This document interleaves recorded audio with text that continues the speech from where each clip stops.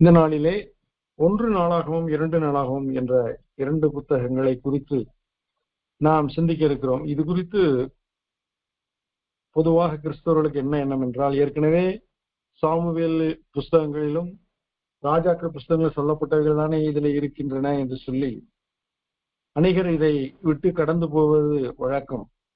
ஆனால் இந்த புத்தகங்களை எழுதியது யார், எந்த காலகட்டத்தில் எழுதப்பட்டது, இதிலே மற்ற சாமுவேல் அல்லது ராஜாக்களை சொல்லப்படாத காரியங்கள் ஏதாவது இருக்கிறதா என்று நாம் பார்க்கும் பொழுது சில காரியங்கள் இதிலே கூடுதலாக இருக்கிறது, பல காரியங்கள் குறைத்து சொல்லப்பட்டிருக்கிறது. ஆனாலும் இந்த புத்தகங்களை குறித்து நாம் அறிந்து கொள்வது நமக்கு மிகவும் நல்லது. ஏசாயா 45ஆம் அதிகாரம் 1 வசனத்திலே தேவனாகிய கர்த்தர் சொல்லுகிறார், நான் அபிஷேகம் பண்ணின பெர்சிய ராஜாவாகிய கோரேஸ் என்று சொல்லி கர்த்தர் சொல்கிறார். இன்றைக்கு பெர்சியா என்பது ஈரான் தேசத்தை குறிக்கும். இன்றைக்கு ஈரானுக்கும் இஸ்ரேலுக்கும் மிகப்பெரிய பிரச்சனை ஓடிக்கொண்டிருக்கிறது. ஆனால் அன்றைய நாளிலே பெர்சிய ராஜாவாகிய கோரேசை கர்த்தர் அபிஷேகம் பண்ணினார். அவனை என் ஊழியக்காரன் என்று அவர் அழைக்கிறார். காரணம், பாபிலோன் சிறையிருப்புக்கு போன யூதா தேசத்து மக்களை, யூதர்களை திரும்ப தேவாலயத்தை கட்டும்படியாக அனுப்பினதற்கு கட்டளையிட்ட ராஜா இந்த கோரேஸ் ராஜா.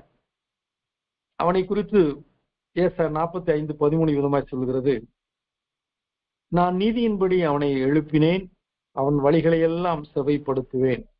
அவன் என் நகரத்தை கட்டி சிறைப்பட்டு போன என்னுடையவர்களை கிரயம் இல்லாமலும் பரிதானம் இல்லாமலும் விடுதலையாக்குவான் என்று சேனையின் கர்த்தர் சொல்லுகிறார். இன்றைக்கு ராஜாதி ராஜாவாக, ராஜாக்களை தள்ளி ராஜாக்களை ஏற்படுத்துகிற கர்த்தாதி கர்த்தாவாக நம்முடைய தேவனாகிய கர்த்தர் இருக்கிறார்.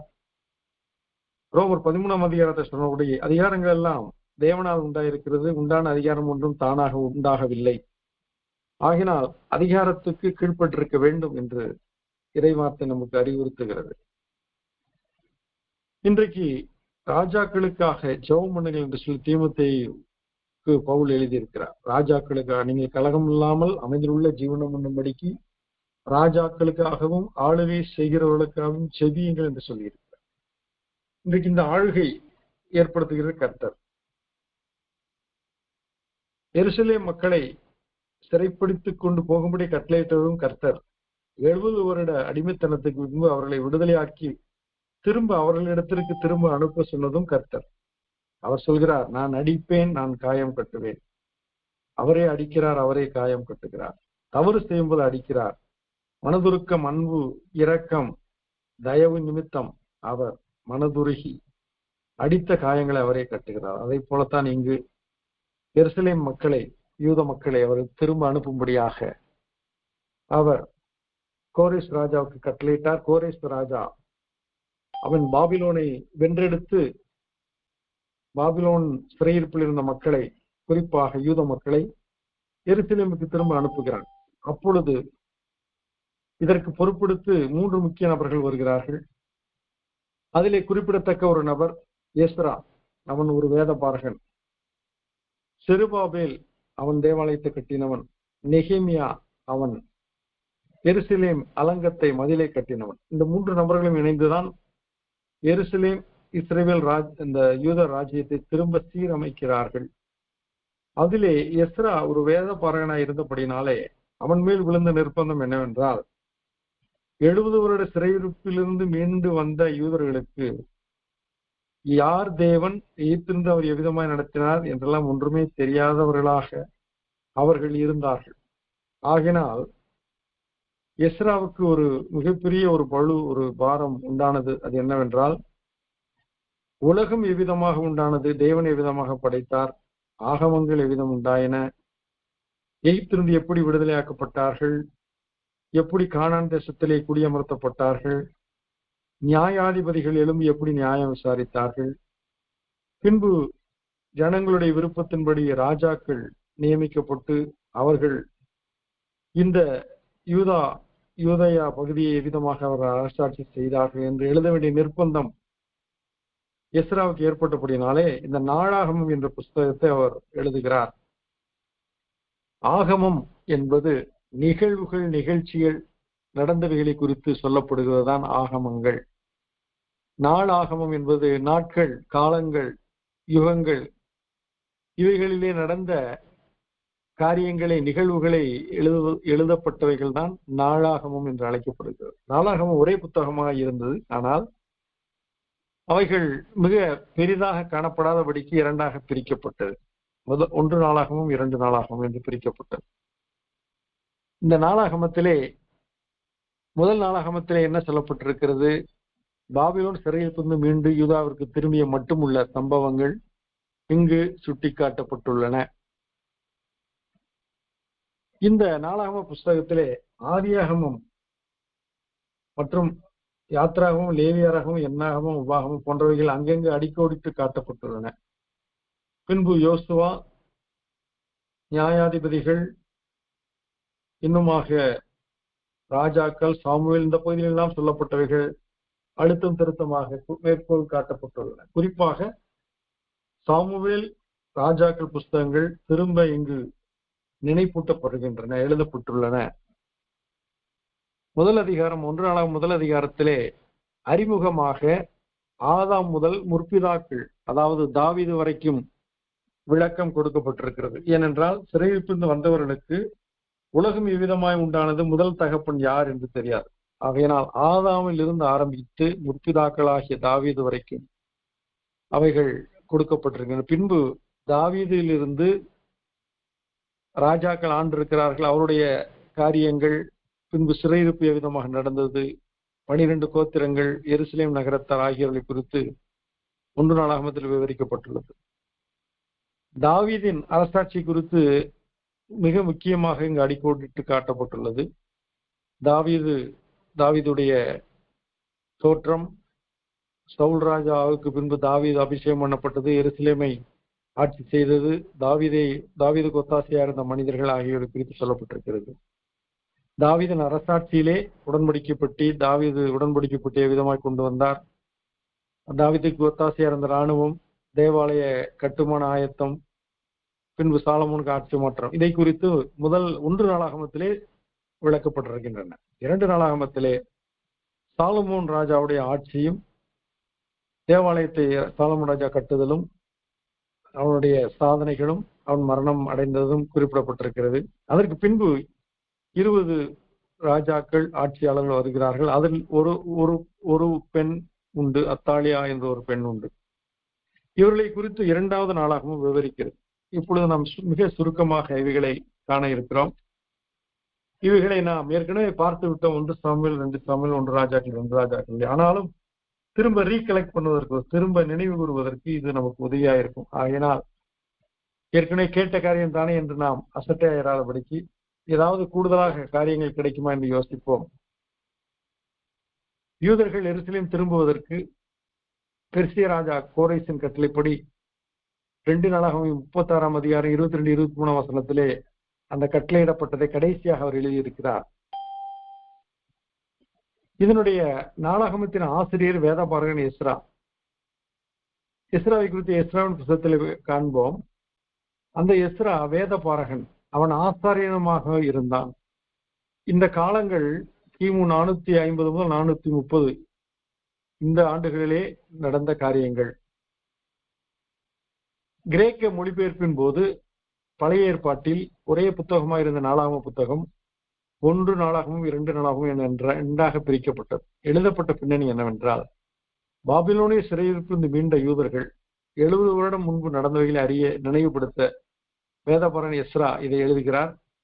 இஸ்ரேல் ராஜாக்களும் ஆளுகையின் கீழ் இருந்தவர்களும் இதை குறித்து பெரிதாக விவரிக்கப்படாவிட்டாலும் எஸ்ரா புத்தகத்திலே நாளாகமத்தின் தொடர்ச்சி நீண்டு வருகிறதாய் பார்க்கிறோம். இது எழுதப்பட்டது நோக்கம் எருசலேமில் யூத மக்கள் கர்த்தரால் தெரிந்து கொள்ளப்பட்டவர்கள் என்பதை நினைப்பூட்ட இந்த புஸ்தகம் எழுதப்பட்டிருக்கிறது. இன்றைக்கு நாமும் கூட தேவனால் தெரிந்து கொள்ளப்பட்டவர்கள், அழைக்கப்பட்டவர்கள், கிறிஸ்து இயேசு ரத்தத்தினால் கழுவப்பட்டவர்கள், பரிசுத்த ஆவியினால் முத்திரிக்கப்பட்டவர்கள், பிதாவாகிய தேவனால் நாம் நித்திய வாழ்வுக்கென்று முன்குறிக்கப்பட்டவர்கள் என்பதை நாம் எப்பொழுதுமே நினைவில் கொள்ள வேண்டும். அப்பொழுதுதான் நம்முடைய கிறிஸ்தவ வாழ்க்கை ஒரு உற்சாகமா இருக்கும். அதை நினைவுபடுத்தும்படியாக இந்த புத்தகம் எழுதப்பட்டிருக்கிறது. 1 சாமுவேல், 2 சாமுவேல், 1 ராஜாக்கள், 2 ராஜாக்கள் என்ற புத்தகங்களின் திருத்திய பதிப்பாக 4ஆம் புஸ்தகம் எழுதப்பட்டதாக நாம் கொள்ளலாம். இதில் இஸ்ரவேல் தேசத்தின் காரியங்கள் பெரிதாக காட்டப்படவில்லை.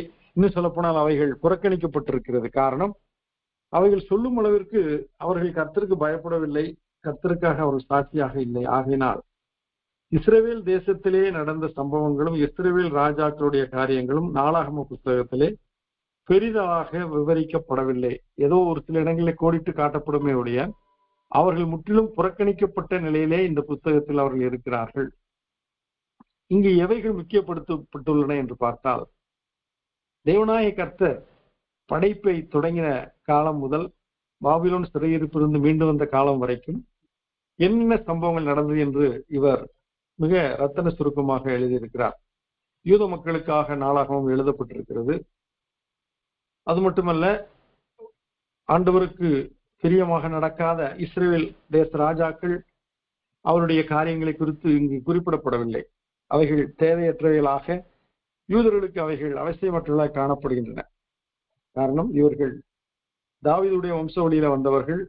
தாவீதின் குமாரனாகிய கிறிஸ்து இயேசு பிறப்பதற்கான தெரிந்து கொள்ளப்பட்ட சந்ததியார். ஆகினால் இவர்களுக்கு அவைகள் புறக்கணிக்கப்பட்டு அப்புறப்படுத்தப்பட்டவைகளாக இங்கு இருக்கின்றன. இங்கு குறிப்பாக உண்மையான ஆராதனை, தேவாலயம், பலியிடுதல், நியாயப்பிரமாணம், தீர்க்கதரிசிகள், லேவியரின் ஆசாரியத்துவ பணிகள் ஆகியவை முக்கியப்படுத்தப்பட்டுள்ளன. ஏனென்றால் இப்பொழுது வந்திருக்கிற செருபாபேலும் எஸ்ராவும் இணைந்து இந்த பணிகளை இப்பொழுது இருக்கிற சந்ததிக்கு கடத்த வேண்டும், கற்றுக் கொடுக்க வேண்டும். ஆகையினால் அவைகள் முக்கியப்படுத்தப்பட்டு எழுதப்பட்டிருக்கின்றன. தாவீதின் சந்ததியாரை மெய் இஸ்ரவேலர்கள், அவர்கள் யூதர்கள் என்று அழைக்கப்படுகிறார்கள். அன்றைக்கு இஸ்ரவேல் மக்கள் அசிரியரால் சிறைப்பிடித்துக் கொண்டு போகப்பட்டவர்கள். நினிவே பட்டணத்தின் அந்த ஆற்றங்கரை படுகையிலே அவர்கள் குடிகளாக, கைதிகளாக, அடிமைகளாக அமர்த்தப்பட்டார்கள். பின்பு அவர்கள் மீண்டு வந்ததாக எங்கும் குறிப்பிடப்படவில்லை. ஆனால் பாபிலோன் சிறையிருப்பிற்கு கொண்டு செல்லப்பட்ட யூதர்கள் திருப்பி அனுப்பப்படுகிறார்கள். இது கர்த்தருடைய கிருபை, அவருடைய சித்தம். ஆகையினால் அவர்கள் யூதர்கள் பரிசுத்த சந்ததியாராக குறிப்பிடப்படுகிறார்கள். இந்த 4ஆம் புஸ்தகத்திலே எல்லா புஸ்தகங்களும் வெளிப்படுத்தப்பட்டிருக்கிறது. ஆதியாகமம் முதல் யோசுவா, சாமுவேல், ராஜாக்கள் வரை சொல்லப்பட்ட சம்பவங்கள் அங்கங்கு கோடிட்டு காட்டப்பட்டிருக்கின்றன. கிமு 538 எருசலேமுக்கு பெர்சிய ராஜா கோரேசின் கட்டளையின்படி யூதர்கள் திரும்பி வருகிறார்கள். இங்கு முக்கியமான கருத்துக்கள், இந்த 2 புத்தகங்களும் சொல்லப்படும் முக்கிய கருத்துக்கள்: கீழ்ப்படிந்தால் ஆசீர்வாதம், கீழ்ப்படியாவிட்டால் தேவனுடைய நியாய தீர்ப்பு. இதுதான் இந்த 2 புஸ்தகங்களின் கருப்பொருள். இப்பொழுது இந்த 2 புஸ்தகங்களை குறித்து மிக சுருக்கமாக காண்போம். 1 நாளாகவும் முதல் அதிகாரத்திலே இஸ்ரவேலரின் சந்ததி குறித்த விவரம் சொல்லப்பட்டிருக்கிறது.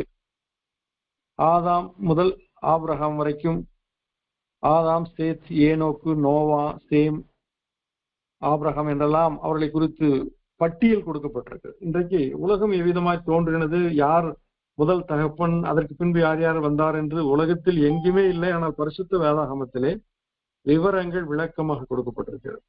இன்றைக்கு நம்முடைய கொள்ளு தாத்தா பெயர் கேட்டால் நமக்கு தெரியுமா என்று தெரியவில்லை. ஆனால் வேதத்திலே ஆதாமுடைய வழியிலே ஆபேல் வந்தான், ஆபேல் கொலை செய்யப்பட்டான். ஆனால் அதற்கு பதிலாக சேத்தை கர்த்தர் தெரிந்து கொண்டார். அவ்விதமாக தெரிந்து கொள்ளப்பட்ட சந்ததியானது 1 நாளாகவும் முதல் அதிகாரத்தில் பட்டியலிடப்பட்டிருக்கிறது. இஸ்ரவேலின் வம்சவழிகள் பட்டியலிடப்பட்டிருக்கிறது. ஏசாவுடைய வம்சவழிகள் பட்டியலிடப்பட்டிருக்கிறது. ஏதோமியருடைய வம்சவழிகள் பட்டியலிடப்பட்டிருக்கிறது. அவருடைய அரசருடைய பேரும் சொல்லப்பட்டிருக்கிறது. 2ஆம் அதிகாரத்திலே யூத வம்சவழியினர் யார் யார் என்று குறிப்பிடப்பட்டிருக்கிறது. தாவீது ராஜாவுக்கு முன்பாக இருந்தவர்கள் யார் யார் என்றது சொல்லப்பட்டிருக்கிறது. அம்மினதாப், நகசோன், சல்மா, போவாஸ், ஓபேத், ஈசாய் என்ற முன்னோர்கள், மூதாதையர்கள் தாவீதுக்கு முதல் வந்தவர்களை குறித்து தெளிவாக சொல்லப்பட்டிருக்கிறது.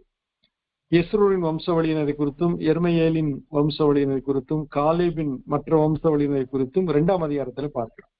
3ஆம் அதிகாரத்திலே தாவீது ராஜாவின் குமாரர்களை குறித்து சொல்லப்பட்டிருக்கிறது. யார் யாரெல்லாம் தாவீதுக்கு பிறந்தவர்கள் என்று 16 வசனங்களிலே குறிப்பிடப்பட்டிருக்கிறது. எகோனியா வம்சாவளியினரை 3ஆம் அதிகாரத்தில் பார்க்கிறோம். 4ஆம் அதிகாரத்திலே யூதாவின் வம்சாவளியினர் யார் யார், மற்ற வம்சாவளியினர் யார், சேலாகின் வம்சாவளியினர், சிமியோனின் வம்சாவளியினர் குறிப்பிடப்பட்டிருக்கிறார்கள். அதிகாரம் 5 ரூபனின் வம்சாவளியினர் குறிப்பிடப்பட்டிருக்கிறார்கள். ரூபனை குறித்து நான் 12 கோத்திரங்களில் ரூபனுடைய பெயர் இல்லாமல் இருக்கிறது. ரூபன் யாக்கோபனுடைய தலை மகன், அவன் மூத்த மகன். ஆனால் அவனுடைய பெயர் ஈடுபட்டதற்கான காரணம் தன் தகப்பன் யாக்கோபுடைய வேலைக்காரியும் மறுமனையாட்டியுமாகிய பில்காலுடன் அவன் சயனித்தான் என்பதை இஸ்ரவேல் கேள்விப்பட்டான், யாக்கோபு கேள்விப்பட்டான்.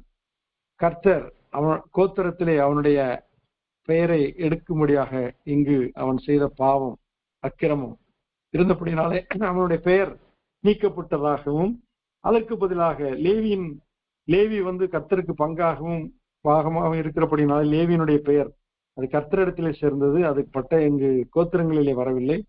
2 பேர், ஒன்று நீக்கப்பட்டது, அது ரூபனுடைய பெயர். லேவி கர்த்தர் அந்த பெயரை எடுத்துக்கொண்டார்.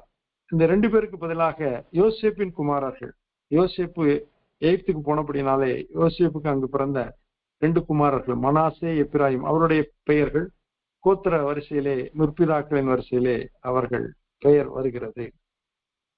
மட்டுமல்ல காத் அந்த அவருடைய வம்சாவளியினர், மனாசே பாதி கோத்திர சேவகர்கள் யார், மனாசேயுடைய ஜனங்கள் யார் என்றெல்லாம் மற்ற எந்த புத்தகத்திலும் காணப்படாத காரியங்களை இங்கு எஸ்ரா பரிசுத்த ஆவியானவர்கள் நிரப்பப்பட்டவராக டீடைல்டு இன்ஃபர்மேஷனை கொடுத்திருக்கிறார். அதிகாரம் 6 ஆசாரிய குடும்பங்களை குறித்து எழுதப்பட்டிருக்கிறது. லேவியின் குமாரர் யார் யார், இந்த லேவி கோத்திரத்தை தான் மோசே பிறக்கிறார், ஆரோன் பிறக்கிறார். அந்த அவர்கள்தான் ஆசரிப்பு கூடாரத்தில் பொறுப்பேற்ற ஆரோனுடைய சந்ததியாக அவர்கள் வருகிறார்கள். பினகாஸ் அவன் வழியாக வருகிறான். இவர்களை குறித்த ஒரு விவரங்கள் ஆசாரிய குடும்பங்களை குறித்து 6ஆம் அதிகாரத்தில் சொல்லப்பட்டிருக்கிறது. லேவியின் மற்ற வம்சாவளியினரை குறித்தும் சொல்லப்பட்டிருக்கிறது. ஆலயத்திலே யாரெல்லாம் பாடகர்களாக பணி செய்தார்கள், ஆரோன் வம்சாவளியினர் யார் யார், லேவியரின் வாசஸ்தலங்கள் எங்கெங்கெல்லாம் இருந்தது என்று சொல்லப்பட்டிருக்கிறது. காரணம், லேவியர்களுக்கு அடைக்கலப்பட்டணம் என்ற நிலையிலே அவர்களுக்கு கிராமங்கள் கொடுக்கப்பட்டன. ஆசாரியர்கள் அவர்கள் முழுமையாக அந்த கிராமங்களை அவர்கள் வைத்திருந்தார்கள். அங்கு விளைச்சல் எல்லாம் அவர்களுக்குரியது. கர்த்தர் அவருடைய பங்காக இருந்தார். அங்க அவருடைய வாசஸ்தலங்கள் எங்க இருந்ததெல்லாம் என்று அதிகாரம் 6ஆம் அதிகாரத்திலே சொல்லப்பட்டிருக்கிறது. அதிகாரம் 7 இசக்கார், பென்யமீன், நப்தலி, மனாசே, எப்பிராயிம், ஆசேர் அவருடைய வம்சாவளியினர் யார் யாரெல்லாம் வந்தார்கள் என்று சொல்லப்பட்டிருக்கு. பென்யமீனை குறித்து நாம் அதிகமாக எங்கும் தேடி கண்டுபிடிக்க முடியாத காரணம், அவர்கள் 11 கோத்திரங்களாலே கருவறுக்கப்பட்டார்கள். அவர்கள் செய்த பொல்லாப்பு அவர்களை மற்ற கோத்திர பிதாக்களை ஆத்திரப்படுத்தினதனாலே பென்யமீன் கருவறுண்டு போனார்கள். ஒரு 600 பேர் மீந்தி தப்பினார்கள். அவர்களும் இந்த யூதா போன்ற பகுதிகளில் அவர்கள் இங்கும் சிதறி கிடந்தார்கள். ஆனால் அவர்களை குறித்த வம்சாவளியும் இங்கு அதிகாரம் 7 சொல்லப்பட்டிருக்கு. அதிகாரம் 8 பென்யமீன் வம்சாவளியினர் இன்னும் கூடுதலாக சொல்லப்பட்டிருக்கிறது. ஆயிலோன், காத் போன்ற குடிகளில் வசித்த பென்யமீனரை குறித்து சொல்லப்பட்டிருக்கிறது. எருசலேமில் யாரையெல்லாம் குடியேறினார்கள், கிபியோனின் மூப்பன் யார், சவுல் ராஜாவின் குடும்பம் என்னென்ன என்று சொல்லி அதிகாரம் 8 சொல்லப்பட்டிருக்கிறது. அதிகாரம் 9 சிறையிலிருந்து மீண்டவர்கள், எருசலேமின் ஆசாரியர்கள், எருசலேமின் லேவியர்கள், எருசலேமின் வாசல் காவலாளிகள், மற்ற லேவியர்கள், சவுல் ராஜாவின் மூப்பர்கள் வம்சாவளியினர் யாரெல்லாம் இருந்தார்கள் என்று சொல்லப்பட்டிருக்கிறது. அதிகாரம் 10 சவுல் ராஜா மரணம் அடைகிறார். அவர் அடக்கம் பண்ணப்பட்டதை குறித்து அதிகாரம் 10 சொல்லப்பட்டிருக்கிறது. முதல் ராஜா சவுல். ஆனால் கர்த்தருடைய வசனத்துக்கு கீழ்ப்படியாதபடிக்கு அந்த ராஜ பதவி, அந்த ஆளுகை, ஜனங்களுடைய மகிமை இவையெல்லாம் ராஜாவின் கண்களை மறைத்தபடினாலே சாமுவேலாலே கடிந்து கொள்ளப்படுகிறான் சவுல் ராஜா. பலியை பார்க்கலும் கீழ்ப்படிதலும், ஆட்டுக்கடாக்களின் கொழுப்பை பார்க்கலும் நினைத்தை பார்க்கலும் செவி கொடுத்தலும் உத்தமம் என்று சொல்லி சாமுவேல் கடிந்து கொள்வதற்கான காரணம் என்னவென்றால், அமலேக்கியரை நீ மடங்கடித்து முற்றிலும் சங்கரித்து தீக்குளித்து விடுவாயாக என்று சொல்லி கர்த்தர் சொன்னதை சவுல் கேட்காதபடிக்கு கொள்ளையின் மேல் பறந்து கொழுமையானவைகளை அவன் எடுத்து வைத்து, கர்த்தருக்கு பலியிடத்தானே இதை வைத்தேன் ஜனங்கள் சொன்னார்கள் என்று சொல்லி ஜனங்கள் பேச்சை கேட்டு கர்த்தருடைய பேச்சை அவன் விடுவித்தான். அதன் விளைவாக அவன் கர்த்தரால் கைவிடப்பட்டான். தேவனுடைய ஆளுகையின் ராஜாக்களாக, அதிகாரிகளாக, பிரபுக்களாக நியமிக்கப்பட்டவர்கள் கேட்க வேண்டிய காரியம் கர்த்தருடைய வார்த்தை மட்டுமே. இது சவுல் ராஜா செய்த தவறினாலே அவனுடைய முடிவு பரிதாபமாய் இருந்தது. அதற்கு பின்பாக சவுல் மரணமடைந்த பின்பு தாவீது ராஜாவாகிறான். அதிகாரம் 11 1 நாளாகவும் அதிகாரம் 11 தாவீது ராஜாவானதை குறித்து பார்க்கிறோம். சவுலுடைய மரணத்தை கேட்டு இஸ்ரவேல் மூப்பர்கள் எபிரோனில் தாவீதை ராஜாவாக்குகிறார்கள். பின்பு அவன் 7 வருடம் அங்கு அரசாட்சி செய்கிறான். பின்பு எருசலேமில் இருக்க எபூசியரை அவன் முறியடிக்கும்படியாக யோவாபை அனுப்புகிறான். யோவாப் அவன் முந்தி எருசலேமை பிடித்து வெற்றி சிறந்தபடினாலே அவன் படைகளுக்கு தலைவனாக நியமிக்கப்படுகிறார். சீயோன் கோட்டையிலே வாசம் பண்ணினபடினாலே, தாவீது வாசம் பண்ணினபடினாலே அது தாவீது நகரம் எனப்பட்டது. 33 வருடங்கள் எருசலேமிலும் எபிரோனில் 7 வருடம் என்று மொத்தம் 40 வருடம் இஸ்ரவேல் அனைத்திற்கும் ராஜாவாக தாவீது இருந்தான். தாவீதோடு இருந்த பராக்கிரமசாலிகளை குறித்து இந்த 11ஆம் அதிகாரம் விளக்குகிறது. பெத்தேலில் இருக்கிற ஒரு கிணற்றிலே இருக்கிற தண்ணீரை குடிக்கும்படி ஒரு ஆவல் வந்தது தாவீதுக்கு. அப்பொழுது 3 பராக்கிரமசாலிகள் சென்று எருசலேம் பெத்தேலியை அங்கு பெலிஸ்தீயர் பாளையம் இருந்த அந்த பகுதியை அவள் கடந்து போய் அந்த தண்ணீர் எடுத்து வந்து தாவீதுக்கு கொடுத்த பொழுது, இது தண்ணீர் அல்ல, உங்களுடைய ரத்தம் என்று சொல்லி அவன் தரையிலே ஊற்றி விட்டான் என்று பார்க்கிறோம். அத்தகைய பராக்கிரமசாலிகள் அவனுக்கு இருந்தார்கள்.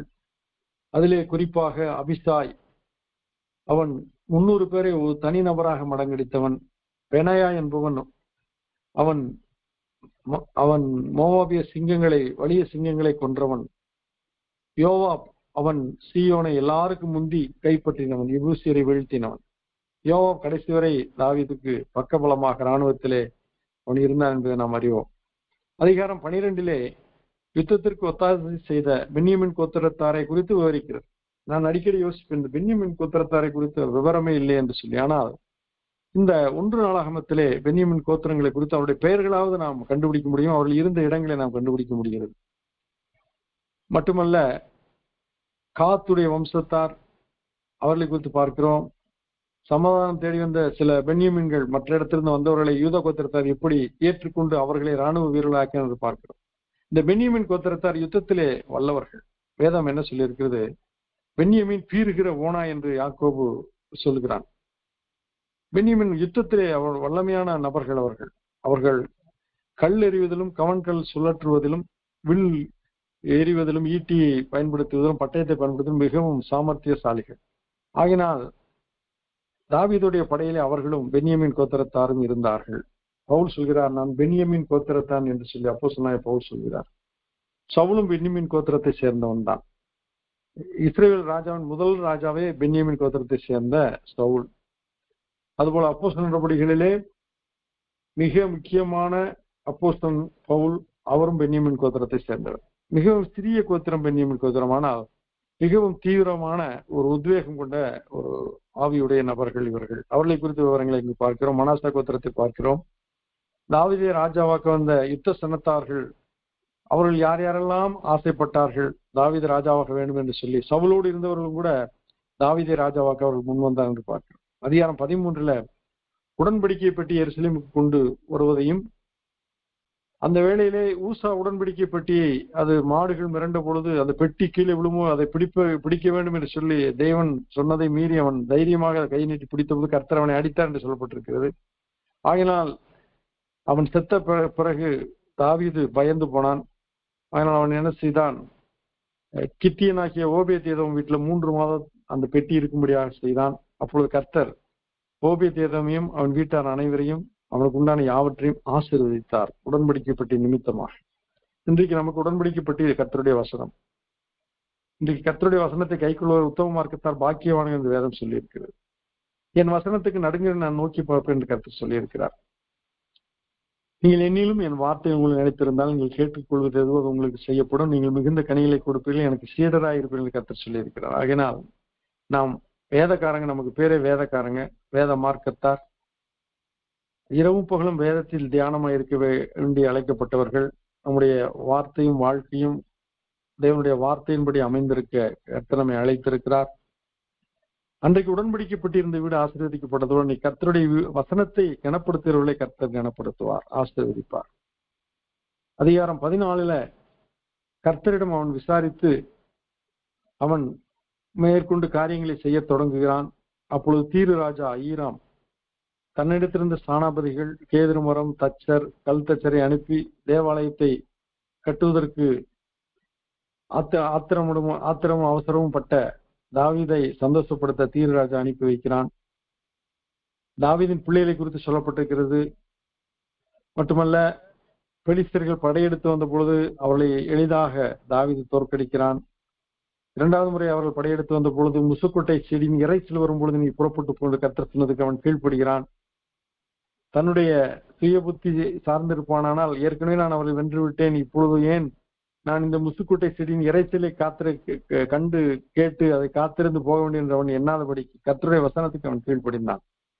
எளிதாக தோற்கடிக்கப்பட்ட இஸ்ரவேலரை முற்றிலுமாய் தோற்கடிப்பதற்கு ஆண்டவர் கொடுத்த யுக்தியை அவன் பின்பற்றினான், அவன் கீழ்ப்படினான். ஆனால் யோசுவாவை குறித்து பார்க்கிறோம். அவன் எரிகோவை வேவு பார்க்க அனுப்பின அந்த வேவுகாரர்கள் சொல்லை கேட்டு எரிகோவை வீழ்த்தினான். ஆனால் அதே வேளையிலே வேவுகாரர்கள் ஆயிப்பட்டினத்திலே மிகவும் சொற்பமான நபர்களை வைத்து நாம் ஜெயித்து விட என்று சொன்ன பொழுது அதையும் யோசுவா நம்ம பொழுது அவன் படுதோல்வி அடைந்தான் பார்க்கிறோம். நம்முடைய அனுபவங்களை நாம் நம்பி வாழக்கூடாது. கடந்த அனுபவங்களை நம்பியே நாம் நடக்கக்கூடாது. மோசே பாறையை பார்த்து அடி என்று சொன்ன பொழுது அவன் அடித்தான், தண்ணீர் வந்தது. பின்பு இரண்டாவது முறை தண்ணீர் கேட்ட பொழுது பாறையை பார்த்து பேசு என்று கர்த்தர் சொன்னார். ஆனால் அவன் முன்தின அனுபவத்தை எண்ணி அடித்த பொழுதுதானே தண்ணீர் வந்தது, இப்பொழுது நான் பேசி எங்க தண்ணீர் வரப்போயிருந்து அவன் அடித்தான். கர்த்தர் சொன்னார், உன்னை பார்த்து பேசு என்று சொன்னேன், ஆனால் நீ கண்மலையை அடித்தாய், ஆகையினால் நீ கானானுக்குள் பிரவேசிப்பது என்று சொன்னார். இன்றைக்கு ஆண்டவர் சொல்லுகிற காரியங்களை நாம் நம்பி வாழ வேண்டும். நம்முடைய அனுபவங்களையும் கடந்த காலத்தின் நினைவுகளையும் சார்ந்து நாம் வாழக்கூடாது. கர்த்தர் ஒவ்வொரு நாளும் நம்மை புது விதமாக நடத்த முடியும், புதிய பாதையில் நடத்த முடியும், புதிய ஆலோசனை தர முடியும். அதன்படி நாம் நடக்க கர்த்தரிடத்தில் நம்மை அர்ப்பணிப்போம். அதிகாரம் 15 எருசலேமுக்கு உடன்படிக்கை பெட்டியை கொண்டு வருகிறார்கள். தாவீது துதிப்போரை முன்னிறுத்தி பலிகளை இட்டு சணலுடைய ஏபத்தை தரித்து ஆடி பாடுகிறான். இதை கண்டு அவனுடைய மனைவி மீகாள், சவுலுடைய மகள், அவனை அவமதிக்கிறாள். கர்த்தர் அவருடைய கர்ப்பத்தை அடைத்து போட்டார் என்று சொல்லப்பட்டிருக்கு. அவன் தாவீது சொல்கிறான், ஆடுகளின் பின்னே அலைந்து திரிந்த என்னை ஆண்டவர் இன்றைக்கு அரசனாக்கினார் என்றால் நான் அவருக்கு முன்பாக நான் இன்னும் அற்பனும் நீசனும் ஆவேன் என்று சொல்கிறேன். அத்தகைய ஒரு தாழ்மை நமக்கு இருக்கிறதா? கடந்து வந்த பாதை, நம்முடைய முன்னோர்கள் எப்படி இருந்தார்கள், இன்றைக்கு நாம் எவ்விதமாக உயர்த்தப்பட்டிருக்கிறோம். ஒரு நாளும் அதற்காக நன்றி சொல்ல வேண்டும், கர்த்தரை கனப்படுத்த வேண்டும், தாழ்மையை அணிந்து கொள்ள வேண்டும், பணிந்த ஆவியுள்ளவர்களாய் வாழ வேண்டும். எப்பொழுதும் எளிமையான ஒரு நிலைப்பாட்டில் நாம் நிற்க வேண்டும். நான் சார்ந்தும் மனத்தாழ்மையுமாய் இருக்கிறேன், என்னிடத்திலே கற்றுக்கொள்ளுங்கள் என்று சொன்ன கர்த்தரிடத்தில் நாம் கற்றுக்கொள்ள வேண்டும். அதிகாரம் 16 லேவியர் உடன்படிக்கை பெட்டிக்கு முன்பாக அதை சேவித்தார்கள் என்று எவ்விதமாய் சேவித்தார் என்று சொல்லப்பட்டிருக்கிறது. சங்கீதம் 105 முதல் 15 வசனங்களை இங்கு சங்கீதக்காரன் தாவீது பாடுகிறான். பின்பு கிபியோனிலே இந்த உடன்படிக்கை பெட்டியை சேவிக்கிறார்கள். அங்கு பாடுவோரை நிறுத்துகிறான், துதிப்போரை ஏற்படுத்துகிறான், இசைக்கிழமை வாசிப்போரை நிர்ணயிக்கிறான், ஆசாரிகளை நிறுத்துகிறான். இதன் விளைவாக மிகப்பெரிய ஒரு மகிழ்ச்சி உண்டாகிறது. உண்மையான ஒரு மெய் ஆராதனை அங்கு நடத்தப்படுகிறது. அதிகாரம் 17 சாலமோன் ஆலயத்தை கட்டுவான், நீ உன் கையினால் ஆலயத்தை கட்ட நான் அனுமதிக்கவில்லை, உனக்கு பிறப்பாகிய மகன் சாலமோன் ஆலயத்தை கட்டுவான் என்று சொல்லி நாத்தான் வாயிலாக கர்த்தர் தாவீதோடு பேசுகிறார். உடனே தாவீது அதற்காக வருத்தப்படாமல், அதற்காக சங்கடப்படாமல் அவன் கர்த்தருக்கு நன்றியை ஏறெடுக்கிறான், ஸ்தோத்திரம் செலுத்துகிறான். உன் நினைவுகள் என் நினைவுகள் அல்ல, உன் வழிகள் என் வழிகளும் அல்ல, உன் நினைவுகளை பார்க்கும் நினைவுகள் மேலானவைகள், உன் வழிகளை பார்க்கும் வழிகள் உயர்ந்தவைகள் என்று கர்த்தர் சொல்கிறார். நாம் நினைத்ததெல்லாம் நடக்க வேண்டும் என்று சொல்லக்கூடாது. ஆகிலும் என் சித்தத்தின்படி அல்ல, உன் சித்தத்தின்படி ஆகக்கூடாது என்று சொல்லி ஜெபிக்க நாம் கற்றுக்கொள்ள வேண்டும். எவ்வளவு காரியங்களை சொல்லி நாம் ஜெபிக்கலாம், ஆனால் இறுதியாக இந்த வார்த்தையை சொல்ல வேண்டும், ஆகிலும் என் சித்தத்தின்படி அல்ல, உன் சித்தத்தின்படி ஆகக்கூடாது என்று இயேசு ஜெபித்தது நமக்கு ஒரு முன்மாதிரியான ஜெபம். இங்கு தனக்கு அந்த வாய்ப்பு கிடைக்கவில்லை என்று அவன் வருத்தப்படவில்லை. ஆனால் அதற்கு மாறாக அவன் கர்த்தருக்கு நன்றிகளை ஏறெடுத்து ஸ்தோத்திரம் பண்ணி தேவாலயம் கட்டுவதற்கான பொருட்களை சவதரிப்பதற்கான கிருபையில கொடுத்தாரே என்று சொல்லி அவன் நன்றியோடு கர்த்தரை துதிக்கிறான். அதிகாரம் 18 தாவீதின் வெற்றிகளை குறித்து பார்க்கிறோம். பெலிஸ்தியர்கள், மோவாபியர்கள், சோபாவின் ராஜா ஆதரேசர், சீரியர்கள், ஏதோமியர்கள் ஆகியோரை தாவீது எளிதாக வெற்றி பெறுகிறான். கர்த்தர் அவனோடு இருந்தார். தாவீது வர வர பலத்தான், அவன் நாளுக்கு நாள் விருத்தி அடைந்தான் என்று சொல்லப்பட்டிருக்கு. தாவீது எங்கு போனாலும் கர்த்தர் அவனோடு இருந்தார். அவன் கர்த்தரை தேடினான். அவன் அந்தி சந்தி மதியான வேளை நான் தியானம் பண்ணி முறையிடுவேன் என்று கர்த்தரிடத்திலே அவன் சேவிக்கிறவனாய் இருந்தான். மட்டுமல்ல, அவன் அரசாங்க காரியத்திலே மூழ்கி கிடந்த பொழுது வாருங்கள் தேவனுடைய ஆலயத்திற்கு போவோம் என்று சொன்னபோது அவன் மனமகிழ்ச்சியாக இருந்ததாக குறிப்பிடுகிறான். இன்றைக்கு ஆண்டோடைய சமூகத்தை தேடுவதற்கு நாம் சமயங்களையும் நேரங்களையும் ஏற்படுத்திக் கொள்ள வேண்டும். கர்த்தருடைய வசனங்களை வாசிப்பதற்கு நாம் முன்னுரிமை கொடுக்க வேண்டும். அதிகாலமே என்னை தேடுவது என்னை கண்டடைவார் என்ற ஞானம் நம்மிடத்திலே சொல்லி இருக்கிறது. கர்த்தரே நமக்கு ஞானமானார், அவரே நமக்கு மீட்புமானார் ஆகினார். முதலாவது கர்த்தரை தேடுவோம், அப்பொழுது அவர் நமக்கு வெளிப்படுவார். தாவீது எங்கு போனாலும் கர்த்தர் அவனை காப்பாற்றினார் என்று சொல்லப்பட்டார். இன்றைக்கு நம்மை கர்த்தர் காப்பாற்றி கொண்டு வருகிறார். இன்றைக்கு உலகம் ஆபத்துக்களின் விபத்துக்களின் நாசமோசங்களை சுற்றி தவித்துக் கொண்டிருக்கிறது. இயற்கை சீற்றங்கள் அதிகரித்து விட்டன. மனிதனுடைய அறிவியல் கண்டுபிடிப்புகளினால் எங்கு பார்த்தாலும் பொல்யூஷன் என்கிறோம், சீர்கேடுகள். காற்று மாசுபட்டிருக்கிறது, நிலம் மாசுபட்டிருக்கிறது, தண்ணீர் மாசுபட்டிருக்கிறது. வியாதிகள் சீக்கிரமாக விரைவாக புதிதாக வந்து கொண்டிருக்கிறது. தெருக்கள் தோறும் வீடுகளை தாண்டினால் நிறைய மருந்து கடைகள், மாத்திரைகள், மருந்துகள் இருக்கிறார்கள். மருத்துவமனைகள் பெருகிவிட்டன, மருத்துவர்கள் அதிகரித்து விட்டார்கள். மனிதர்களுக்கு வியாதிகள் பெருகிவிட்டன. காரணம் இன்றைக்கு வல்னரபிள் என்று சொல்வார்கள், நாம் பலவீனப்பட்டு விட்டோம் சரீரத்திலே. காரணம் நமக்கு இன்றைக்கு இருக்கிற சூழ்நிலைகள் மிக எதிர்மறையான சூழ்நிலைகளாக இருக்கிறது. ஆனால் இதன் நடுவிலே கர்த்தர் நம்மை காப்பாற்றுகிறவர். ஆபத்து நாளில் நான் அவனோடு இருந்து அவனை தப்புவிப்பேன், நான் அவனை காப்பாற்றுவேன் என்று சொல்கிறார். ஆபத்து காலத்தில் என்னை நோக்கி கூப்பிடு, நான் உன்னை விடுவிப்பேன், என்னை மகிமைப்படுவேன் என்று கர்த்தர் சொல்லியிருக்கிறார். இந்த காலங்களிலும் கர்த்தர் நம்மை காப்பாற்றுகிறவராயிருக்கிறார். ஆனால் அவரை நாம் அண்டிக் கொள்ள வேண்டும். அவரை அண்டிக் கொள்வதை யாவரும் பாக்கியவான்கள். அதிகாரம் 17 சாலமோன் ஆலயத்தை கட்டுவான் என்று நாத்தான் வாயிலாக சொல்லப்பட்டதை அவன் ஏற்றுக்கொண்டான். அதிகாரம் 18 தாவீதின் வெற்றிகளை குறித்து பார்த்தோம். அதிகாரம் 19 அம்மோன் சீரியர்கள் அவனுக்கு முன்பாக முறியடிக்கப்படுகிறார்கள். அதிகாரம் 20 அம்மோனின் ரப்பாவை யோவாப் சங்கரிக்கிறான். பெலிஸ்தரில் அநேக ராட்சதரையும் அவன் கொன்று தீர்க்கிறான்.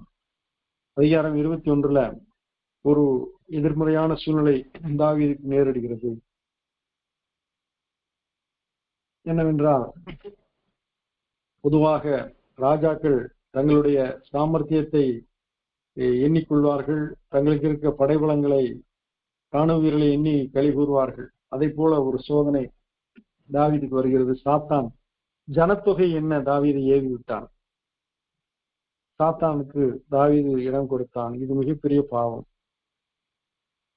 அவன் யோவாபை அழைத்து ஜனங்களை எண்ணி கொண்டு வா, நான் எவ்வளவு பெரிய ஜனத்தொகைக்கு நான் ராஜாவா இருக்கிறேன் என்று சொல்லி மமதையும் ஏற்றியும் அடைய வேண்டும் என்று சொல்லி அவன் எண்ணத்திலே சாத்தான் விதை தூவினான். அதன் விளைவாக யோவாப் அதை செய்து வந்த பொழுது தீர்க்கதரிசி காத் என்பவன் தேவனுடைய தீர்ப்பை தாவீதுக்கு கொடுக்கிறான். 3 ஏதாவது ஒரு காரியத்தை ஏற்றுக்கொள்ள வேண்டும், அது தண்டனையாக வருகிறது. தேவனுடைய கோபாக்கினின் தண்டனையாய் வருகிறது. 1 3 வருட பஞ்சம். 2 பகைவரால் துரத்தப்பட்டு 3 மாதம் சங்காரம் நடைபெறும். 3ஆவதாக 3 நாள் கொள்ளை நோய். உனக்கு எது வேண்டும் நீ தெரிந்து கொள் என்று சொல்லி காத் தீர்க்கதரிசி தேவன் சார்பாக பேசின பொழுது தாவீது சொல்கிறான், நான் மனுஷர் கையில் விழுவதை பார்க்கிறோம், கர்த்தர் கையில் விழுவேனாக. ஏனென்றால் அவரிடத்திலே இரக்கம் உண்டு, அவரிடத்திலே மன்னிப்பு உண்டு, அவரிடத்திலே தயவு உண்டு. அவர் மனதுருக்கத்தின் தேவன், அவர் எனக்கு இறங்குவார். ஆகையால் இந்த 3 தண்டனைகளிலே, இந்த 3 நியாய தீர்ப்பிலே நான் ஆண்டவருடைய அந்த அனுமதித்த கொள்ளை நோயிலே நான் தெரிந்து கொள்ள என்று சொன்ன பொழுது 70,000 ஜனங்கள் இறந்து போனார்கள். பாருங்கள், தவறான சாத்தானுடைய ஆலோசனை கேட்ட தாவீதுடைய தவறான நடக்கையினாலே 70,000 இஸ்ரவேல் மக்கள் இறந்து போனார்கள். ஒரு தலைவன் தவறு செய்யும் பொழுது பாதிப்பு மிக அதிகமாக இருக்கும். எவனிடத்தில் அதிகம் கொடுக்கப்படுகிறது அவனிடத்தில் அதிகம் கேட்கப்படும். இன்றைக்கு குடும்பத்தை நடத்துகிற தலைவராக இருந்தாலும் சரி, தேசத்தை நடத்துகிற தலைவராக இருந்தாலும் சரி, திருச்சபை நடத்துகிற தலைவராக இருந்தாலும் சரி, அருட்பணி இயக்கங்களை நடத்துகிற சமுதாய நற்பணிகளை நடத்துகிற தலைவர்கள் யாரா இருந்தாலும் சரி, அவர்கள் தவறு செய்யும் பொழுது பாதிப்பு பெரிதாக இருக்கும். அதற்கு இது ஒரு உதாரணமா இருக்கிறது. எருசலேமுக்கு இறங்கின கர்த்தர் சங்கார தூதனிடம் சொல்கிறார், எருசலேமை இனி அழிக்க வேண்டாம் என்று சொல்லி நிறுத்துகிறார். தீங்குக்கு அவர் மனஸ்தாபப்படுகிறார். போதும், கையை இப்போது நிறுத்தி என்றார். இங்க என்ன காண்கிறோம்? கர்த்தருடைய இருதயத்தை தாவீது அறிந்திருந்தார். அவர் யார் என்பதை அவன் உணர்ந்திருந்தான். அவரிடத்துல இரக்கங்கள் மன்னிப்புகள் உண்டு என்பதை அறிந்தபடினாலே அவன் ஞானமாய் புத்தியாய் யுக்தியாய் அவன் இந்த கொள்ளை நோயை தெரிந்து கொண்டபடினாலே மற்ற இரண்டை காட்டிலும் இதிலே ஒரு மிகப்பெரிய பாதிப்பு வராதபடி கர்த்தர் இறங்குவார் என்று அவன் அறிந்தபடினாலே இந்த காரியத்தை தெரிந்து கொண்டான். ஆனாலும் தாவீது இந்த பழியை தன்மேல் போட்டுக்கொண்டான். நான் தான் பாவம் செய்தேன், இந்த ஆடுகள் என்ன செய்தது என்று ஆண்டவரிடத்திலே அவன் விண்ணப்பம் செய்து மன்றாடி ஆண்டவருடைய சமூகத்திலே இறங்கினான் என்று பார்க்கிறோம். சங்கீதம் 23 அதைத்தான், அவன் கர்த்தரின் மேய்ப்பராய் இருக்கிறார், தன்னை ஆடாகவும் தேவனை மேய்ப்பனாகவும் அவன் சொல்லி மகிழ்கிறான். ஆனால் இங்கு இப்பொழுது நான் ஆடுகளை மேய்த்தேன், இப்பொழுது இஸ்ரவேல் ஜனங்களுக்கு நான் மேய்ப்பனாய் இருக்கிறேன், ஆனால் இந்த ஜனங்கள் ஆடுகளாய் இருக்கிறார்கள், நான் தான் பாவம் செய்தேன், இந்த ஆடுகள் என்ன செய்தது என்று சொல்லி அவன் ஆண்டவரிடத்திலே அவன் ஒப்புரவாகும்படி மன்னிப்பு கேட்கிறான். பின்பு ஒர்னானின் களத்திலே கிபியோனின் பலிபீடம் வைக்கப்படுகிறது. தாவீது ஒர்னானின் களத்தை 600 சேக்கல் நிறை பொன்னை கொடுத்து விலைக்கு வாங்குகிறான். அங்கு தர்வாங்கடமான செலுத்தி விண்ணப்பம் செய்கிறான். அப்பொழுது என்ன நடக்கிறது? கர்த்தருடைய அக்கினி பலிபீடத்தின் மேல் இறங்கியது. கர்த்தருடைய தூதன் பட்டயத்தை உரையிலே போட்டதால் அந்த வாதை நின்றது. பலி செலுத்தும் பொழுது கர்த்தருடைய கோபம் மாற்றப்படுகிறது. இன்றைக்கு நாம் என்ன பலி செலுத்தி கர்த்தருடைய கோபத்தை மாற்ற முடியும்? நீங்கள் உங்கள் சரீரங்களை தேவனுக்கு பிரியமும் அவருக்கு உகந்த பலியுமாக ஒப்புக் கொடுங்கள், சரீரத்தை பரிசுத்தும் தேவனுக்கு பிரியமான ஜீவ பலியாக ஒப்புக் கொடுங்கள் என்று சொல்லப்பட்டிருக்கிறது. நம்முடைய சரீரத்தை, நம்முடைய ஆவியை, நம்முடைய ஆத்மா, நம்முடைய வாழ்க்கையை அவருடைய சமூகத்திலே பலியாக ஒப்புக் கொடுக்கும்போது கர்த்தருடைய கோபம் நிறுத்தப்படும். கர்த்தர் நம்மில் பிரியப்படுவார். ஆபிரகாம் ஒரு பலிபீடத்தை கட்டினான், பலி செலுத்தினான். மூதாதையர் யாவரும் பலி செலுத்தி கர்த்தருடைய அன்பை பெற்றுக்கொண்டார்கள். இங்கு தேவனுடைய கோபத்தை மாற்றும்படியாக அவன் பலிபீடத்தை கட்டி பலி செலுத்தின பொழுது கர்த்தருடைய அக்கினி பலிபீடத்தில் இறங்கிற்று. கர்த்தருடைய தூதன் பட்டயத்தை உரையிலே போட்டான். அதன் விளைவாக வாதை நின்று போனது. இவ்விதமாக ஒரு மிகப்பெரிய பிரச்சனையிலிருந்து தாவீது அற்புதமாக காக்கப்பட்டான் கர்த்தருடைய கிருபையினால. ஆனால் அதன் விளைவு 70,000 மக்கள் இறந்து போனார்கள். அதிகாரம் 22 கர்த்தருக்கு ஆலயம் கட்ட அவன் ஆயத்த வேலைகளை செய்கிறான். தாவீது சாலமோனிடத்துல 1,00,000 தாலந்து தங்கத்தை பொன்னை வழங்குகிறான். மற்றும் 10,00,000 தாலந்து வெள்ளியை கொடுக்கிறான். திரளான எடையுள்ள வெண்கலம், இரும்பு, மரம் இவைகளை அவன் சவதரித்து கொடுக்கிறான். அவன் சாலமோனை அழைத்து சொல்கிறான், நீ எழும்பி இந்த நல்ல காரியத்தை நடத்தி கர்த்தருனோடு இருப்பாராக என்று சொல்லி அவனை வாழ்த்துகிறான். பின்பு தாவீது இஸ்ரவேலின் பிரபுக்களை அழைத்து அவரிடத்தில் சொல்கிறான், நீங்கள் எழும்பி தேவனாய கர்த்தரின் ஆலயத்தை கட்டுங்கள் என்று அவர்களையும் உற்சாகப்படுத்துகிறான். அதிகாரம் 23 தாவீது கிழவனும் பூர்ண வயது சென்றவனுமாக இருந்து அவன் மரணம் அடைகிறான் என்று பார்க்கிறோம். அவனுக்கு பின்பு சாலமோனை ராஜாவாக மாற்றுகிறார்கள். சாலமோன் ராஜா அவன் சில காரியங்களை செய்கிறான். தேவாலயத்தை கட்டுவதற்கு ஆயத்தப்படும்படியாக 38,000 லேவியர்களை அவன் 30 வயதுக்கு மேற்பட்டவர்களை தெரிந்து கொண்டு 24,000 பேரை ஆலய விசாரிப்புக்காகவும், 6,000 பேரை தலைவர்களாக மணியக்காரராகவும், 4,000 பேரை வாசல் காக்கிறவர் நிர்ணயிக்கிறான். 4,000 பேரை கீத வாக்கியங்கள் வாசித்து துதிப்போராக நிர்ணயித்து இந்த ஆலயத்தை கட்டுவதற்கான பணிகளை அவன் முடுக்கி வைக்கிறான். அதிகாரம் 24 ஆசாரியின் பணிகள், அது எலேயசர், இத்தாமர் என்ற 2 அற்புதமான நபர்கள் லேவியரிடத்திலே கொடுக்கப்படுகிறது. அவர்கள் சீட்டு போட்டு ஒவ்வொருவருக்காக பணிகளை நியமித்து அனுப்பினார்கள். ஆலய பாடகர்கள் நியமிக்கப்படுகிறார்கள். இசைக்கருவி வாசிக்கிறவர்கள், சுரமண்டலம், தம்புரு, கைத்தாளம், கொம்பு போன்றவைகளை வாசிக்கிறவர்கள் நியமிக்கப்படுகிறார்கள். கர்த்தரை துதித்து பாடும்படியாக 288 பேரை சாலமோன் நியமிக்கிறான். பின்பு வாசலை காக்கவும் ஆலயத்தின் மற்ற பணிகளை செய்யவும் லேவியரையும் மற்ற பணிகளை செய்யவும் நியமிக்கிறான். அதிகாரம் 27, 28, 29 பகுதிகளில் அவன் வம்சங்களின் தலைவர் யார்கள் என்று நியமிக்கிறான். இஸ்ரவேலில் கோத்திரப்பணி செய்கிறவர்கள் யார் என்றும் ராஜாவுடைய பொக்கிஷங்களை காக்கிறவர்கள் யார் என்று நிர்ணயிக்கிறான்.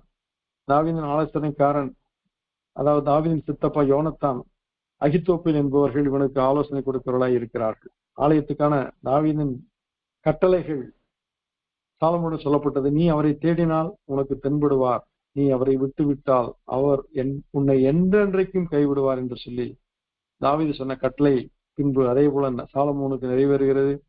அவரை தேடுகிறான், ஞானம் அறிவு புத்தியை பெறுகிறான்.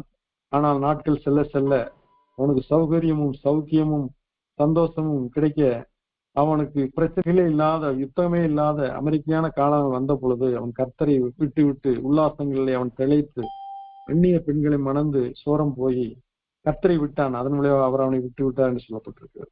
அதிகாரம் 29 கர்த்தருடைய ஆலயத்துக்கான காணிக்கை எவ்விதமாக அவன் பெறுகிறான் என்றால், அவன் கேட்கிறான் யார் கொடுப்பது என்று சொல்லு. அப்பொழுது வேலைக்கு 5000 தாளந்து பொன், 10,000 தங்க காசு, 10,000 தாளந்து வெள்ளி, 18,000 தாளந்து வெண்கலம், 1,00,000 தாளந்து இரும்பு எல்லாம் ஜனங்கள் கொடுக்கிறார்கள். இப்படி ஜனங்கள் உற்சாகமாய் கொடுத்து அவர்கள் சந்தோஷம் அடைகிறார்கள். தாவீது கர்த்தருக்கு ஸ்தோத்திரம் செலுத்துவதை பார்க்கிறோம். அவன் பலி செலுத்தி பின்பு அவன் தன்னுடைய ஓட்டத்தை முடிக்கிறான். சாலமோன் அரசாண்ட பிறகு 2 நாளாகமத்தை குறித்து நாம் சுருக்கமாக வாசித்து நிறைவு செய்வோம். 2 நாளாகமும் பாபிலோன் சிறையிருப்பிலிருந்து மீண்ட யூதர்களுக்கு கடந்த கால நிகழ்வுகளை இந்த நாளாகவும் விளக்கிறபடினாலே, கோரேஷ் ராஜா சிறையிருப்பில் இருந்து திருப்பி அனுப்பப்பட்டவர்களுக்கு அனுப்பும் பொழுது எஸ்ரா இவைகளை குறித்து எழுதுகிறான். முதல் அதிகாரத்துல 2 நாளாகும் முதல் அதிகாரத்துல சாலமோன் ஞானத்திற்காக மன்றாடுகிறான், அதை பெற்றுக் கொள்கிறான். சாலமோன் ரதங்களையும் குதிரை வீரரையும் சேர்க்கிறான். குதிரைகள், ரதங்கள், புன், வெள்ளி, கேதுரு மரங்கள் அதிகமாய் சேர்க்கப்படுகிறது. கர்த்தருடைய ஆலயம் கட்ட அவன் ஏற்பாடு செய்கிறான். 2ஆம் அதிகாரத்துல சுமை சுமக்க 70,000 பேரையும், மரம் வெட்டுவதற்கு 80,000 பேரையும், தலைவர்கள் 3,600 பேரையும் வைத்து அவன் ஆலயத்தையும் அரண்மனையும் கட்டுகிறான். ஆலயம் கட்ட 7 வருஷம், அரண்மனையை கட்ட 13 வருஷம், 20 வருஷம் அவன் இஸ்ரவேல் மக்களை கடுமையான வேலையிலே உட்படுத்துகிறான்.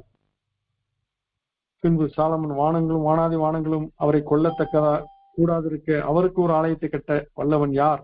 அவர் சந்நிதியில் தூபம் காட்டுகிறதற்கு ஒழிய ஆலயம் கட்டுவதற்கு நான் எம்மாத்திரம்? அவன் சொல்கிறான், நான் இந்த ஆலயத்தை கட்டுவதன் ஒரே நோக்கம் அவரை ஆராதனை செய்வதற்கு ஜனங்கள் கூடி வருவதற்கும், நான் அவரை கனப்படுத்த தூபம் காட்டி அவருடைய பிரமாணங்களை தியானிக்கிற ஒரு இடமாக இதை வைக்க நான் விரும்புகிறேன் என்று சொல்லி அவன் அர்த்தமுள்ள ஒரு கன்ஸ்ட்ரக்ஷன் பர்பஸை அவன் சொல்கிறான். 3ஆம் அதிகாரத்துல மோரியா மலையில் எபூசினாகிய புர்னானின் களம் இருந்தது. அங்கு தாவீது குறித்த அந்த ஸ்தலத்திலே கர்த்தருடைய ஆலயத்தை அவன் கட்டத் தொடங்குகிறான். அஸ்திபாரம் 60 முழ நீளம், 20 முழ அகலமாக இருந்தது. ஆலயத்துக்கு முன்பாக 35 முழ உயர 2 தூண்களை அவன் நிறுத்துகிறான். பின்பு தேவாலயம் கட்டப்பட்டு வருகிறது.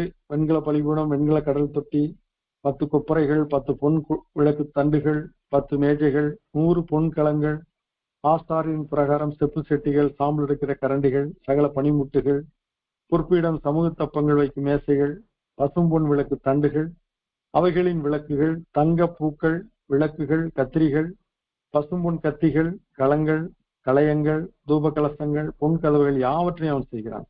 அதிகாரம் 5 அவன் பணியிட்ட பின்பு லேவியர் பெட்டியினை கர்த்தருடைய மகா பரிசுத்த ஸ்தலத்திலே கேருபனுடைய சட்டில் கீழாக கொண்டு வந்து வைத்தார்கள். ஆசாரியர்கள் தங்களை பரிசுத்தம் பண்ணி கொண்டார்கள். பின்பு துதித்து பாடி கர்த்தரை கீத வாத்தியங்கள் வாயிலாக மகிமைப்படுத்தினார்கள். அப்பொழுது தேவாலயம் மேகத்தால் நிறைந்தது. இப்பொழுது சாலமோன் ஜனங்களை நோக்கி சொல்கிறான். 6ஆம் அதிகாரத்துல கர்த்தர் எருசலேமையும் இஸ்ரவேலின் அதிபதியாகி தாவீதையும் தெரிந்து கொண்டார். அவரது விருப்பம் தேவாலயம் கட்டுவதாக இருந்தாலும் அவரது மகனால் இது நிறைவேறியது என்று சொல்லி பின்பு அவன் சொல்கிறான். அவன் பெண்கள் பிரசங்க பீடத்திலே ஏறி நின்று அதனை அவன் முழங்கால் படித்து தன் கைகளை வானத்திற்கு நேராக விரித்து, இது ஒரு அற்புதமான ஒரு நிலைப்பாடு. தாழ்மையோடு முழங்கால் படியிட்டு கைகளை விரித்து கர்த்தரிடத்திலே சரணடைந்து அவன் சொல்கிறான், பாவம் செய்யாத மனுஷன் இல்லையே, இந்த ஸ்தலத்திலே செய்யப்படும் விண்ணப்பத்திற்கு உடைய கண்கள் திறந்தவைகளும் உடைய செவிகள் கவனிக்கிறவளுமாய் இருப்பதாக தாவீதுக்கு வாக்குத்தத்தம் பண்ணின கிருபைகளை நினைப்பீராக என்று சொல்லி அவன் வேண்டுதல் செய்தான். அப்பொழுது ஜெபம் பண்ணி அவன் முடித்த பொழுது அக்கினி வானத்திலிருந்து இறங்கி சர்வாங்க தகனம் வழியும் மற்ற பலிகளையும் பட்சித்தது. தாவீது வழிபட சென்றே வழி செலுத்தும் போது ஒரு நாள் அந்த இடத்துல அது நடந்தது போல இங்கும் தேவாலயம் கட்டி வழி செலுத்தின பொழுது வானத்திலிருந்து அக்கினி இறங்கினதை பார்க்கிறோம். அது மட்டுமல்ல, கர்த்தருடைய மகிமை ஆலயத்தை நிரப்பினது, மேகம் வந்து நிரப்பினது. ஆசாரியர்கள் ஆலயத்துக்குள் பிரவேசிக்க முடியவில்லை. அப்பொழுது ஜனங்கள் இதை கண்டு கர்த்தர் நல்லவர், அவருடைய கிருபை என்று முழுது என்று துதித்தார்கள். பின்பு எல்லாரும் சேர்ந்து 22,000 மாடுகள் 1,20,000 ஆடுகள் அவர்கள் பலியிட்டார்கள். ராஜாவும் ஜனங்களும் ஆலய பிரதிஷ்டையை பண்ணினார்கள். 7 நாள் பண்டிகை ஆசரித்தார்கள். மக்கள் பண்டிகை முடிந்த சந்தோஷம், சமாதானம், மனமகிழ்ச்சியுமாய் விடைபெற்று போய்விட்டார்கள். அதே இரவிலே கர்த்தர் அவனுக்கு தரிசனமாய் சொல்கிறார், என் நாமம் தரிக்கப்பட்டு என் ஜனங்கள் தங்களை தாழ்த்தி ஜெபம் பண்ணி என் முகத்தை தேடி தங்கள் பொல்லாத வழியில் விட்டு திரும்பினால், அப்பொழுது பரலோகத்திற்கிற நான் கேட்டு அவள் பாவத்தை மன்னித்து அவள் தேசத்துக்கு சேமத்தை கொடுப்பேன். நீங்கள் வழி விலகி என் கட்டளைகளையும் கற்பனைகளையும் விட்டு போய் வேறே தேவர்களை சேவித்து பணிந்து கொள்வீர்கள் ஆகில், நான் அவர்களுக்கு கொடுத்த என் தேசத்தில் இருந்து அவர்களை பிடுங்கி என் நாமத்திற்கென்று நான் பரிசுத்தப்படுத்தின இந்த ஆலயத்தை என் சமூகத்தினின்று தள்ளி அதை எல்லா ஜனசதலங்களுக்குள்ளும் பழமொழியாகவும் வசை சொல்லாகவும் வைப்பேன். அப்பொழுது உன்னதமாயிருக்கிற இந்த ஆலயத்தை கடந்து போகிறவன் எவனும் பிரமித்து, கர்த்தர் இந்த தேசத்திற்கும் இந்த ஆலயத்திற்கும் இப்படி செய்தது என்ன என்று கேட்பான். அதற்கு அவர்கள், எகிப்து தேசத்து புறப்பட பண்ணின தங்கள் தேவனாகிய கர்த்தரை விட்டு வேறே தேவர்களை பற்றி கொண்டு அவைகளை நமஸ்கரித்து சேவித்தபடியினால் கர்த்தர் இந்த தீங்கையெல்லாம் அவர்கள் மேல் வரப்பண்ணினார் என்று சொல்லுங்கள் என்றார். இந்த வார்த்தையின்படியே பிந்தைய ராஜாக்கள் கர்த்தரை மறந்த பொழுது இந்த ராஜ்யத்தை அவர் பிடுங்கினார். இந்த ஆலயத்தை அவர் தமது சமூகத்திலிருந்து தள்ளிவிட்டார். அது இடிக்கப்பட்டது, கொள்ளையிடப்பட்டது. அங்கு அசுசியான காரியங்கள் நிறைவேற்றினார்கள். நெபுகாத்நேச்சார் அதை அசுசிப்படுத்தினார் என்று பார்க்கிறோம். அங்கு கர்த்தர் இல்லை, அவருடைய பிரசன்னம் இல்லை. எங்கு கர்த்தருடைய வசனத்துக்கு கனம் இல்லையோ அங்கு கர்த்தர் இருக்க வாய்ப்பில்லை. ஆகினால் என்னை கனமுடன் நான் கனமுடன் கர்த்தர் சொல்லுகிறார். அவரை கனமுடுவது என்பது அவருடைய வார்த்தைகளை நம்பி கீழ்ப்படுவது. சாலமோன் பிரபல்யம் அடைந்தான், சேபாஸ்திரி என்று பார்க்கிறாள். அவன் 40 வருட அரசாட்சிக்கு பின் அவன் மரணம் அடைகிறான். பின்பு அவன் ஸ்தானத்திலே ரெகோபயாம், அவனுடைய மகன் ரெகோபயாம் அரசாட்சிக்கு வருகிறான். அவனிடத்திலே அரசாட்சிக்கு வந்தவுடனே இஸ்ரேல் மக்கள் அனைவரும் வந்து சொல்கிறார்கள், 20 வருடம் உன் தகப்பனுடைய வலுவான வேலையை நாங்கள் செய்து முடித்து நாங்கள் விடாய்த்து இலக்கரித்து போயிருக்கிறோம். ஆகையினால் எங்களுக்கு ஓய்வு தேவை. ஆகையினால் எங்களை நீ மென்மையாக நடத்த என்று வேண்டினார்கள். ஆனால் அவன் மூப்பரிடத்திலே புதியவரிடத்திலே கேட்டபொழுது அவர் சொன்னார்கள், ஜனங்கள் சொல்வதை கேள் என்று.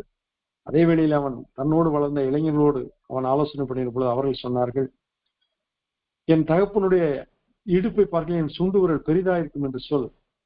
உன் தகப்பன் சவுக்கினாலே அவர்களை தண்டித்தார், நீயோ தேள்களை அவர்களை தண்டி என்று சொல்லி அவர்களை கடினமாக நடத்தும்படி கட்டளையிட்டான். அப்பொழுது எல்லா மக்களும் இந்த கடினமான வார்த்தையினாலே சோர்ந்து போனவர்களாக, விரோதித்தவர்களாக, இஸ்ரவேலே உன் கூடாரங்களுக்கு போய்விடும், தாவீதே உன் சொந்த வீட்டை பார்த்துக்கொள் என்று சொல்லி ஜனங்கள் போய்விட்டார்கள். கிட்டத்தட்ட 10-11 கோத்திரங்கள் பிரிந்து போய்விட்டன. இங்கு யூதா கோத்திரம் மட்டும், அதை சார்ந்த பென்யமின் கோத்திரங்கள் மட்டுமே தனித்து விடப்பட்டவைகளாக இருக்கின்றன. இவன் எருசலேமிலிருந்து ரெகோபயாம் ஆட்சி செய்தான். ஆனால் அவன் நியாயப்பிரமாணத்தை விட்டு விட்டான். இதன் விளைவாக எகிப்தின் ராஜா சீஷாக் அவன் எருசலேம் வந்து ஆலயத்தின் பொக்கிஷங்களையும் ராஜ அரண்மனை பொக்கிஷங்களையும் சாலமோனின் பொன் பரிசையும் எடுத்துக்கொண்டு போய்விட்டான். பாருங்கள், கர்த்தருடைய சமூகத்தை விட்டு விலகும் பொழுது எளிதாக சாத்தான் உள்ளே வருகிறான். உலகம் உள்ளே வருகிறது, மாம்சம் உள்ளே வருகிறது, பிசாசு உள்ளே வருகிறது. ராஜாவும் ஜனமும் தங்களை தாழ்த்தினார்கள். ஆகையினால் எருசலேம் முற்றிலும் கர்த்தர் ஒப்புக்கூடாதபடிக்கு நிறுத்தினார். ரெகோபயாம் மரணம் அடைந்த பின்பு அபியா ராஜாவானான். இந்த அபியா ராஜாவான பொழுது யெரொபெயாம், இஸ்ரவேல் ராஜா யெரொபெயாம் அவனோடு யுத்தத்துக்கு வருகிறான். ஆனால் அபியா கர்த்தருக்கு பயந்தவனாய் இருந்தபடியினால், தேவனை சார்ந்து கொண்டபடியினால் 5 லட்சம் இஸ்ரவேலர்களை வெட்டுண்டு விழும்படியாக யுத்தத்திலே அபியா வென்றான். அவன் தேவனை சார்ந்து கொண்டபடியால் யூதா மேற்கொண்டான். இஸ்ரவேல் தோற்று போனது. யெரொபெயாம் படையை தோற்று போனார்கள். அதற்கடுத்ததான் ஆசா ராஜாவாகிறான். அவன் தேவனுடைய பார்வைக்கு நன்மையும் பிரியமானதை செய்தான். விக்கிரகங்கள் மேடைகளை அகற்றினான். இந்த காலகட்டத்திலே எத்தியோப்பியனாகிய சேரா 10 லட்சம் படை வீரர்களோடு 300 ரதங்களோடு யுத்தத்திற்கு வருகிறான். அப்பொழுது ஆசா ஒரு ஜெபத்தை ஏறெடுக்கிறான். கர்த்தாவே, பலமுள்ளவனுக்காகிலும் பலனற்றவர்களுக்காகிலும் உதவி செய்வது உமக்கு லேசான காரியம். எங்கள் தேவனாய கர்த்தாவே, எங்களுக்கு துணை நில்லும், மனுஷனுமை மேற்கொள்ள விடாதே என்று அவன் கண்ணீரோடு ஜெபித்தான். கர்த்தர் மிகப்பெரிய சேனையை முறியடித்தார். அவர்கள் நொறுங்கி போனாலும் ஓடி போனார்கள்.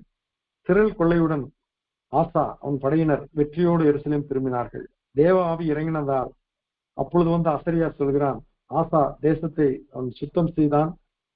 தனது தாய் மாகாளுடைய விக்கிரகத்தை அவன் தகர்த்து சுட்டரிக்கும்படி அசரியா சொன்னபடி அவன் முற்றிலும் சுத்திகரிப்பை மேற்கொண்டான். ஆனால் காலங்கள் சென்ற பின்பு இஸ்ரவேல் ராஜா பாட்ஷா சமாரியாவுக்கும் இஸ்ரவேலுக்கும் இடையிலே ராமாவிலே ஒரு தடையை உண்டு பண்ணும்படி போக்குவரத்து தடை செய்ய ஒரு கட்டிடத்தை எழுப்பிக் கொண்டிருந்தார். இப்பொழுது அவன் கர்த்தரை நோக்கி பார்க்காதபடிக்கு ஆசா சீரிய ராஜா பெனதாத்திடம் உதவி கேட்கிறான். இதனால் பாஷா ராமாவை விட்டு விட்டான். அங்கே கட்டப்பட்ட கற்கள் மரங்கள் இதை எடுத்து ஆசா கேபா மிஸ்பா என்ற இடங்களை அவன் கட்டினான். ஆனால் அதே வேளையிலே ஞான திருஷ்டிக்காரன் அனானி வந்து சொல்கிறான், நீ கர்த்தரை சாராமல் சீரிய ராஜாவை துணைக்கு அழைத்ததால் உனக்கு யுத்தங்கள் நேரிடும் என்றான். அப்போது கோபம் கொண்ட ஆசா அனனியாவை சிறை வைத்தான். ஜனங்கள் சிலரை கொடுமையா நடத்தினான். இதன் விளைவாக அவனுக்கு 2 வருடம் கால் வியாதி கண்டு அவன் மரணம் அடைகிறான். அதற்கு பின்பாக யோசபாத் அவனுடைய மகன் ராஜாவாகிறான். இவன் நல்லவனாய் இருந்தாலும் ஒரு தெளிவில்லாதவனாய் இருந்தான். ஆகாப்போடும் அவன் குமாரனோடும் அவன் சம்பந்தம் கலந்து உறவு வைத்து அவன் தேவ சித்தத்திற்கு விழாதபடிக்கு அவன் ஆபத்திலே சிக்கிக்கொள்கிறான். அப்பொழுதும் கர்த்தர் அவனை காப்பாற்றுகிறார். இஸ்ரவேலின் பொல்லாத ராஜா அகசியாவோடு அவன் தோழமை கொள்கிறான். இந்த காலகட்டத்தில் மோவாப் அம்மோன் புத்திரர் யுத்தத்துக்கு வளர்ந்த பொழுது அவன் ஆண்டவரை அண்டிக் கொண்டான். அப்பொழுது கர்த்தர் சொல்கிறார், ஜனங்களே நீங்கள் தரித்திருந்து கர்த்தர் உங்களுக்கு செய்ய ரட்சிப்பை பாருங்கள், கர்த்தர் உங்களோடு இருக்கிறார் என்று சொல்லி யகாசியல் என்ற தீர்க்கதரிசி மூலம் சொல்லப்படுகிறது. அப்பொழுது அவன் எளிதாக வெற்றி கொள்கிறான். அதிகாரம் 21 யோசபாத்தின் குமாரன் யூதாவின் மேல் ராஜாவாகிறான். ஆனால் அவன் ஆகாபின் குமாரத்தி அத்தாலியலை மணக்கிறான். எவ்வளவு பெரிய தவறு பாருங்கள். அத்தாலியில் அவனை வழிதப்ப செய்கிறாள். அவன் கர்த்தரை மறக்கிறான், பொல்லாப்பு செய்கிறான். தாவீதுடைய உடன்படிக்கையினால் அவன் யோராம் தப்பினானே ஒழிய அந்த வேளையிலே ஏதோமியர் லிப்னா பட்டணத்தார் கலகம் பண்ணுகிறார்கள். அவன் குடல் வியாதி கண்டு அவன் மரணம் அடைகிறான். அதற்கு பின்பு அவனுடைய மகன் அகசியா அவன் வருகிறான். அவனுக்கும் யோராமுக்கும் அத்தாலியாளுக்கும் பிறந்த அகசியா ஒருவரிடமே அரசாள்கிறான். யெகூ அவனை கொன்று போடுகிறான். அவன் ஸ்தானத்தில் அத்தாலியா அரசாண்டு 6 வருடம் அரசாள்கிறாள். அந்த வேளையிலே அகசியாவுக்கும் பெயர்சபா ஊராளாகிய சிபியாளுக்கும் பிறந்த யோவாசை அகசியாவின் சகோதரி யோசேபேல் ஒழித்து வைக்கிறாள். 7 வருடம் கழித்த பின்பு அவனை அந்த 7 வயது குழந்தையை ஆசாரியனாக யோய்தா ராஜாவாக நியமிக்கிறான். பின்பு அத்தாலியால் கொலை செய்யப்படுகிறாள். யோவாஸ் ராஜா 7 வயதிலே ராஜாவாகி அவன் ஆட்சி செய்கிறான். யோவாஸ் தன்னை கண்டித்த சகரியாவை கல்லெறிந்து கொலை செய்வதற்கு சம்மதித்தான். அப்பொழுது அவன் சாகும்போது சொல்கிறான், கர்த்தர் அதை பார்ப்பார், அதை கேட்பார் என்றவரை அவன் மறிக்கிறான். அதன் விளைவாக சிறிய இராணுவ சேனைகள் வந்து எருசலேமை பிரபுக்கள் எல்லாரையும் அவர்கள் அழித்து போடுகிறார்கள். யோவாஸ் மறிக்கிறான். அதற்கு பின்பு யோவாசின் குமாரன் அமத்சியா ராஜாவாகிறான். ஏதோமியரை வென்ற கர்வத்திலே அவன் யெகூவின் பேரன் யோவாசுடன் யுத்தம் செய்ய அழைக்கிறான். இங்கு யூதா தோற்று போகிறது. யோவாஸ் கொள்ளையிட்டு திரும்பி போனான். அமத்சியா மரணம் அடைகிறான். அவனுக்கு பின்பு அவன் மகன் உசியா ராஜாவாகிறான். 52 வருடம் அரசாள்கிறான். ஆனால் அவன் தான் ராஜா என்ற பெருமிதத்திலே ஆசாரியன் செய்ய வேண்டிய வேலையை இவன் சென்று தூபம் காட்ட முயற்சித்த பொழுது அவன் நெற்றியிலே குஷ்டம் தோன்றி அவன் தீவிரமாக தேவாலயத்தை விட்டு புறப்பட்டு குஷ்டரோகியாகவே 52 வருடம் அவன் இருந்தான். அவனால் முடியாத வேலைகளை அவனுடைய குமாரன் யோதாம் ராஜாவாகி அவன் செயல்பட்டான். யோதா நல்ல ஆட்சி செய்தான். கர்த்தருடைய ஆலயத்தை உயர்ந்த வாசலை அவன் கட்டுகிறான். பின்பு அவன் மரணம் அடைந்த பின்பு அவன் மகன் ஆகாஸ் ராஜாவாகிறான். அவன் செய்த மிகப்பெரிய தவறு, அவன் தன் குமாரரை அக்கினியிலே தகனித்தான். மேடை மலை மரம் எங்கும் தூபம் காட்டினான். சீரிய தெய்வங்களை அவன் சேவித்தான். விதமாக அந்த வேளையிலே ஏதோமியர்கள் யூத மக்களை சிறைபிடித்தார்கள். அசிரிய ராஜா முதலாக தில்காத் பல்நேசர் அவரிடம் ஆகாஸ் உதவி கேட்ட பொழுது அவன் உதவி செய்யாதபடி உபத்திரம் செய்ய தொடங்கினான். இங்கு ஆகாஸ் கர்த்தருக்கு பயப்படாதவனாக பொல்லாதவனாக காணப்பட்டான். பின்பு ஆகாசின் மகன் எசேக்கியா ராஜாவானான். இவன் மிக சிறந்த ராஜாவாக செயல்பட்டதை 23, 30, 31 அதிகாரங்களை வாசிக்கிறோம். அவன் ஜனங்களை தேவனுக்கு நேராக ஆயத்தப்படுத்தினான். பஸ்காவை ஆசரித்தான். சிலை மேடை விக்கிரகங்களை அவன் அகற்றி போட்டான். இந்த காலகட்டத்திலே அசிரிய ராஜா சனகரி படையெடுத்து எருசலேமை கொள்ளையிட வந்தபோது எசேக்கியாவும் ஜனங்களும் கர்த்தரிடம் ஜெபித்தார்கள். தேவதூதன் அசிரிய பாளையத்தை அதம் பண்ணினபடினாலே அவர்கள் முன்னேறி வர முடியாதபடிக்கு தோற்று போனார்கள். ஆனாலும் கடைசி நாட்களில் எசேக்கியா மனமேற்றுமையாகி வியாதிப்பட்ட மரண தருவாயிலே இருந்தாலும் அவன் ஆயுசு நாட்களில் கூட கெட்டபோது கர்த்தர் 15 வருடங்கள் கூட கொடுத்தார். வருடங்கள் நிறைவேற முன்பு எசேக்கியா மரணம் அடைகிறான். அவன் மகன் மனாசே ராஜாவாகிறான். இருக்கிற ராஜாக்கள் மிகவும் பொல்லாதவன் இவன். இவன் குறி சொல்பவர்களை சேவித்தான். இவன் எல்லா தீமைகளும் கர்த்தருக்கு விரோதமாக செய்தான். கர்த்தருக்கு பயப்படுகிற பயம் துன்மார்க்க ராஜாவாக அவன் வாழ்ந்தான். அவன் மரணம் அடைந்த பின்பு அவனுடைய மகன் ஆமோன் ராஜாவானான். அவனும் தன் தகப்பனை மனாசையை போல அக்கிரமம் செய்தான். அவன் மரித்த பிறகு அவன் மகன் யோசியா ராஜாவானான். இந்த யோசியா ராஜாவாகி தேவாலயத்தில் நியாயப்பிரமாண புஸ்தகத்தை எடுத்து அவன் பல சீர்திருத்தங்களை செய்தான். பஸ்காவை ஆசரித்தான். யோசியா மரித்த பின்பு அவன் மகன் யோவகாஸ் ராஜாவானான்.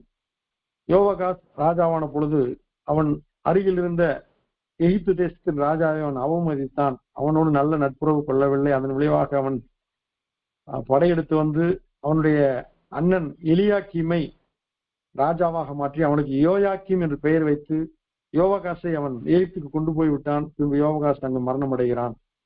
யோயாக்கீம் அவன் ராஜாவாகி மரித்த பொழுது அவன் மகன் யோயாக்கீன் ராஜாவாகிறான்.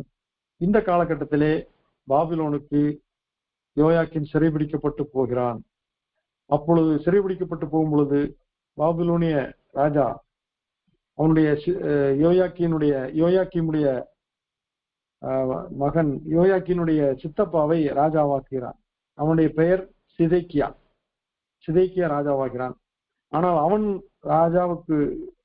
பாபிலோன் ராஜாவுக்கு விரோதமாக கலகம் செய்த பொழுது அவனுடைய கண்களை குருடாக்கி அவனுக்கு வெண்கல விலங்குகளை போட்டு அவனை சிறைப்பிடித்துக் கொண்டு போனான் என்று பார்க்கிறோம். இவ்விதமாக 70 வருட சிறையிருப்பு அங்கு நடக்கிறது. அப்பொழுதுதான் அங்கு பாபிலோனில் வாழ்ந்தவர்கள் உங்கள் பாடல்களை பாடுகின்ற போது அவர்கள் சொல்கிறார்கள், அலரி செடியை தங்கள் இசைக்கருவியில் வைத்துவிட்டு அந்நிய தேசத்திலே நாங்கள் கர்த்தருடைய பாட்டை எப்படி பாடுவோம் என்று கலங்குகிறார்கள். கர்த்தரை அவர்கள் நினைத்த பொழுது கர்த்தர் 70 வருடங்கள் கழித்து அவர்களை விடுதலையாக்கி கொண்டு வருகிறார். எரேமியா சொன்ன வார்த்தையின்படி பெர்சிய ராஜா கோரேஸ் சிறைப்பட்ட யூதரை எருசலேமுக்கு ஆலயம் கட்ட திருப்பி அனுப்புகிறான். அனுப்பப்பட்ட அந்த காலகட்டத்திலே வந்த அனைத்து யூதர்களுக்கும் விளங்கும்படியான இந்த 1 நாளாகவும் 2 நாளாகவும் புஸ்தகத்தை எஸ்ரா எழுதி அவர்கள் இனி செய்ய போகிற காரியங்களுக்கு முன்மாதிரியாக கட்டளையின் நியாயங்களை நியாயப்பிரமாணங்களை எவ்விதமாய் மற்ற ராஜாக்கள் கை கொண்டார்கள், எது விதமாய் சிலர் செய்யாமல் கீழ்ப்படியாமல் போனார்கள் என்பதெல்லாம் திருஷ்டாந்தமாக காட்டும்படி இவைகளை காண்பித்தான். விதமான இந்த 2 புஸ்தகங்களும் நிறைவு பெறுகிறது. அடுத்து எஸ்ரா என்ற புஸ்தகத்தை நாம் தியானிக்க இருக்கிறோம். கர்த்தருடைய நாமத்துக்கு ஸ்தோத்திரம். வேத பாடம் நிறைவு பெற்றது.